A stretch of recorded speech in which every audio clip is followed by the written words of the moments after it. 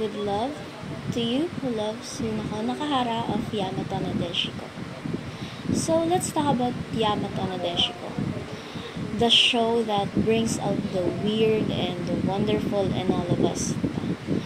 I, I absolutely adore this anime. Sobrang gustong gusto ko to nung bata pa ako.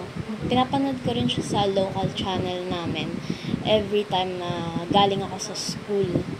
And the main reason siguro kung kaya sobrang nagustuhan ko yung anime series na to is yung outro nila, which is may mga sumasayaw na skeleton and yung parang muscle na mannequin. Ayun, tuwa ko kada nakikita ko sila sumasayaw sa outro. Wala lang, nakakatawa lang. And seriously, I never skip those outro para lang mapanood ko sila na sumasayaw-sayaw. And soon ako, yung main character natin, is parang another reason kung bakit drawn ako sa anime na to. Kasi tulad sa just like her, I've always had a fascination with the weird and scary stuff. Gusto ko rin ng mga skeletons, mga bungo, mga creepy stuff.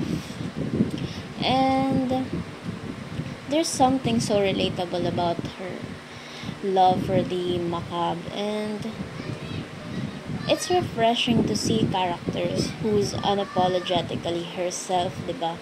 Parang nung pinapanood ko tong show na to, mas nagkaroon na ng confidence na maging totoo sa sarili ko. And siguro isa sa mga pinaka hindi ko makakalimutang scene is yung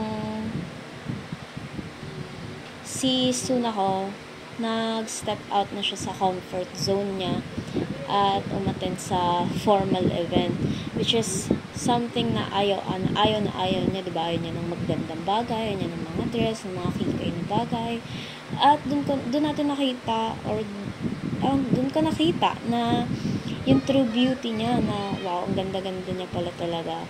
It's such a powerful moment that shows our perception of ourselves that can change when we embrace who we really are, diba? So, ang main theme siguro na nakuha ko sa Yamato Nadeshiko is yung self-acceptance. Yung pagtanggap mo sa inner beauty mo, that really resonates with me.